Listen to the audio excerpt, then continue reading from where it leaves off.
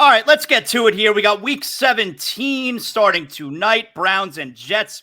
And of course, that means our pal is Jamey Eisenberg, CBS Sports Fantasy Football expert. If you're still alive in your fantasy football, you're likely in your championship game this weekend. Jamey, thanks for joining us as always. Who are the player or players this year that had that value where, you took them maybe in the 6th or 7th round, but they're giving you that first, second round value that has helped catapult your team, where if you have this guy, there's a great chance that you're in your fantasy football championship. Every year has a couple of those guys. Who have they been this year? Yeah, for sure. First off, thanks for having me as always, Az. I don't know if it's that round range, but certainly you look at the two Rams guys who are in a lot of cases waiver wire pickups of Puka Nacua and Kyron Williams. They've been absolutely amazing. In that range, Rachaad White comes to mind. Depending on when he was drafted, he's been fantastic for the Bucs as their running back, their lead running back. David Njoku has been an absolute stud. Evan Ingram has come on lately. Two tight ends that have certainly popped in that mid-tier range. Of the quarterbacks, it's been, I think, more of the later round guys, the Brock Purdy's and Matthew Stafford now. Baker Mayfield's on a good little roll, so more waiver wire type of options, but it's been a very strange year. I just asked this question on our podcast on Thursday morning for people that can let us know what quarterbacks they're using, because obviously Mahomes has been a little bit of a bust. We know Josh Allen, Jalen Hurts, they've been up and down lately. Lamar Jackson's been up and down throughout the course of the season, and then the injuries, the guys like Justin Herbert and such. So which quarterbacks could you potentially be using? So I have a couple of Stafford championships this week. Baker Mayfield's on a roll, like I said, 80 fantasy points his last 3 games. Looking at him. So there's going to be some interesting lineup decisions for fantasy managers this week. It's interesting because there hasn't been like this huge stud quarterback per se this year.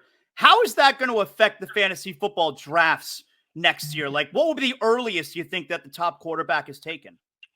I think we go back to where it's kind of been, prior to I'll say the COVID, year when quarterback numbers just really took off because of some of the decisions the NFL made, I think, with holding penalties, and how that helped some of the play there. But we'll probably go back to, waiting on quarterback a little bit longer. So probably round 3, there'll be some leagues where you still see those guys go in round 2, but I don't think anybody's going to reach for anyone in round 1 anymore.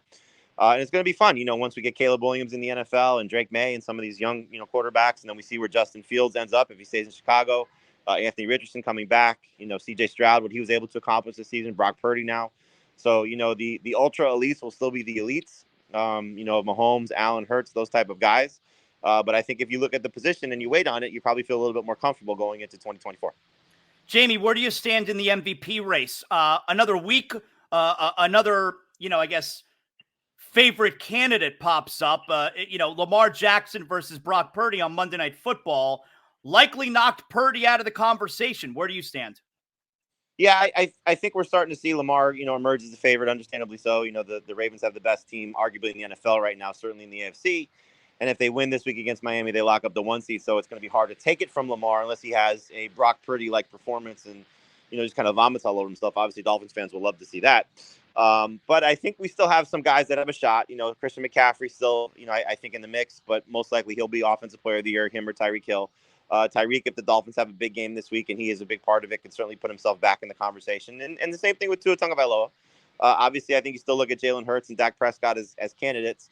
And one that's kind of, emerging, which, we'll see how the season ends, is clearly Josh Allen, because of how the season has turned around for Buffalo and the way that he's performed under Joe Brady. So I think if the Bills can steal the AFC East and he has some big games in the next 2 weeks and Lamar Jackson sort of struggles, I think he could put himself in the conversation. But if the Ravens beat the Dolphins and Lamar Jackson has a strong performance, most likely they're not playing next week because they have nothing to play for unless they want to keep the Steelers out of the playoffs.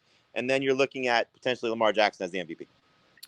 Jamey, the Dolphins control their own fate the rest of the way here. If they win their final 2 games, they're the number 1 seed in the AFC. If they win one of their final 2 games and the Bills lose, or the Bills lose one, they win the AFC East. If they win one of their final 2 games and the Chiefs lose one, they clinch at least the number 2 seed. How do you see this playing out for the Dolphins? I think, unfortunately, they lose this week against Baltimore, just knowing that the Ravens are looking the way that they are and the Dolphins with the injuries that they're dealing with once again, especially Jalen Waddle doesn't play. Then it's going to be a winner-take-all next week for Buffalo, which could end up being a back-to-back showdown where they play the Bills in the first round of the playoffs, which would be just an absolute disaster, I think, for Miami having to go into Buffalo after losing that game at home.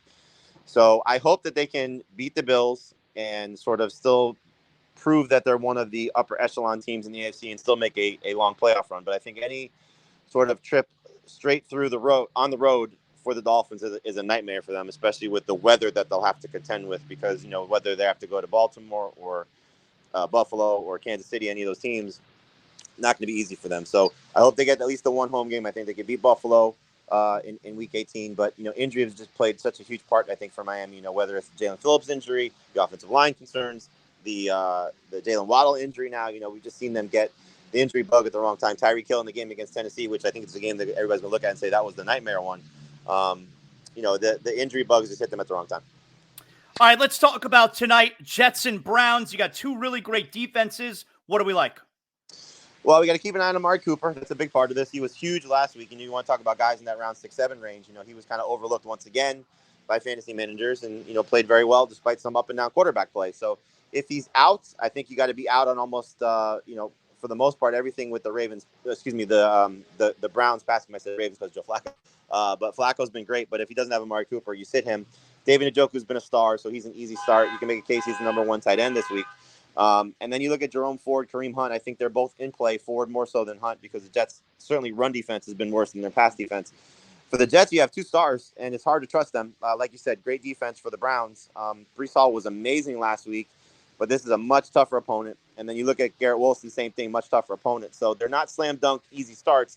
Breece Hall a little bit better than Garrett Wilson. I just hope that what we saw from Breece Hall the last couple of weeks with his role in the passing game continues. Didn't happen against Miami, but 12 catches last week. That's hard to ignore. We got a pretty good Saturday night game, too. Lions and Cowboys. What do we like there? Yeah, like almost everything, no weather concerns. Jared Goff indoors has been much better than outdoors. So the Lions offense should come to play. This is a huge game in terms of what the seeding could look like, because the Lions are still mathematically alive for the one seed there. So they would like to win that. And the Cowboys, can still win the NFC East if things break their way over the next couple of weeks. So big matchup there. Cowboys at home have been a much better team. So I think you love Dak Prescott, love CeeDee Lamb. Dolphins certainly saw enough of that. Tony Pollard's a little bit tougher to trust, but still a number 2 running back. Jake Ferguson's the number 1 tight end. Laporta, Gibbs, Goff, and even David Montgomery, I think all qualify as must-starts. So it should be a fun game. All right, let's do the Dolphins. Like you said, there are injury concerns all over the place, especially for Miami. What do we like there? Well, Tua on the road, we know hasn't been great. We know he hasn't been a great fantasy quarterback lately, and clearly the Ravens, what they just showed you against San Francisco to go into the Bay Area there and get 4 interceptions on Brock Purdy. So Tua's a sit for me, especially if Waddle does not play. It does not seem like that's going to be the case with a high ankle sprain. Really, Tyreek is the only slam dunk. It's hard to get away from Raheem Mostert, what he's done, but you got to keep an eye on his injury with the shin problem. You got to keep an eye on Achane with the toe injury. If by chance both those guys are out, then Jeff Wilson becomes a flex play. But again, taking on Baltimore, not exactly the most encouraging thing. Lamar Jackson is an easy start. I know the Dolphins defense has been great. Give them a ton of credit, but again, this is Lamar's last, I think, showcase game to, prove that he's the MVP, because if they win the game, no matter how they do it, they're probably sitting guys next week against the Steelers. So I think Lamar comes out and has a good game. I like what Zay Flowers has done really in 4 games since Mark Andrews has gone down. 3 of them, he's been a stud and gotten the target. So at least, the volume has been there. Despite the fact that the Dolphins secondary is fantastic, I still think you start Zay Flowers as number 2 receiver. The running backs are tougher to trust. Gus Edwards is a touchdown or bust candidate. So if he falls in the end zone, you'll be happy. If he doesn't, you sit him, and the Dolphins' run defense has been great. And so really it's a lot of question marks, but hopefully we get a game like we got last year where it was a huge scoring matchup for both these teams and the Dolphins came out on top. And do we have any sneaky plays at the skill positions for this weekend? Well, I think you keep an eye on the biggest one for me is Clyde Edwards-Helaire. If Isaiah Pacheco misses the game with a concussion, which he got on Monday, so it's hard to feel the protocol in that short of time. The Bengals defense has been abysmal without DJ Reader, who they lost 2 games ago, so he's definitely in play. When you get past him, Zamir White, same thing. If Josh Jacobs is out, the Colts' run defense has certainly been leaky for the majority of the season. So Zamir White's been very good over the last 2 games. He's still available in some leagues. At wide receiver, there's a couple of guys that you can take shots on. But remember, Week 17 championship, hopefully your teams are set that you don't need to take shots on guys. But Rashid Shaheed's coming off a 9-target game for the Saints. Great matchup against the Bucs. He scored last week, should have an opportunity to play well against that secondary. I always love the revenge game narrative, and DJ Chark has now proven that twice.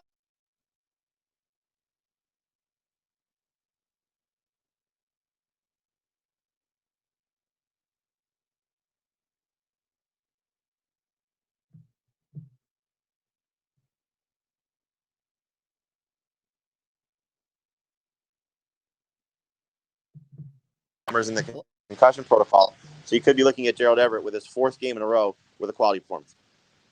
Jamey, excellent job as always, man. I appreciate you. Let everybody know how they can hear you tonight leading up to Thursday Night Football and then, of course, this weekend.